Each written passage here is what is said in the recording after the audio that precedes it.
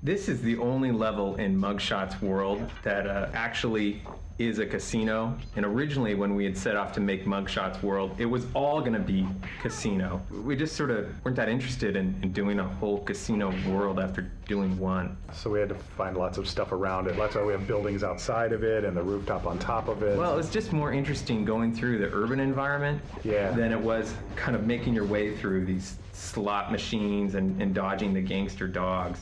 Kind of like real Vegas, where it's interesting for the first time you see it and for a little while, and then after a while you kind of get numbed. But it's based on real casinos that have a lot of water and swinging, sparking cables. Yeah. That you've seen, real casinos you've been to, over in Tulalip. No, in fact, it's not.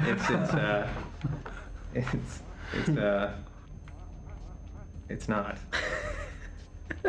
This level features a couple game mechanics that we use all over the place, but in here it's pretty pronounced, and that's when you get up on top of chandeliers and you're looking down on a guard, where the whole point is to get the drop on your opponent, jump down and smack them in the head with your cane.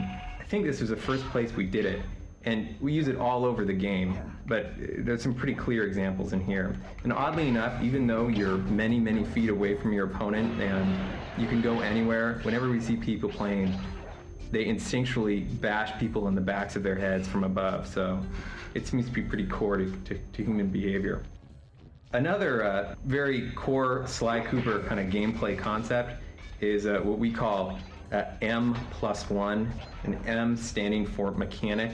So when you're playing the second half of this level and you're jumping on those spinning roulette wheels, you'll notice that the first set you're on, they're not dangerous at all. And that's just to teach you sort of what it's like to be on these wheels that have little partitions and they're moving. And then the second one you get to has dangerous tabs in them. So you have to kind of watch out where you're jumping. That's M+1. The +1 is the dangerous tabs. Then you get to the third set of wheels and you're at M+1+2. And the 2 is the laser beams, which you can't cross, so you need to get between the wheels fast. And then you get to the fourth set of wheels, and the wheels are going in the opposite direction. If you sit and you play this game, or the second half, and you really look at how the difficulty is ratcheted up one wheel at a time, it's crazy clear that that's how we try and increase the tension in the gameplay, but not overwhelming the player off the bat with complexity, because you're taught each little mechanic along the way.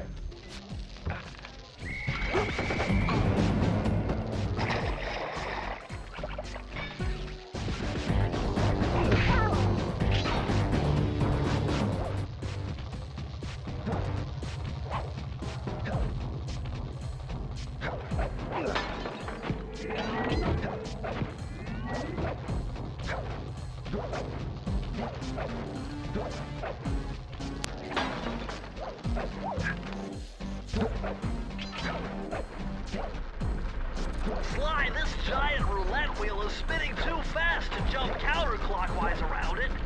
You'll have to jump in the other direction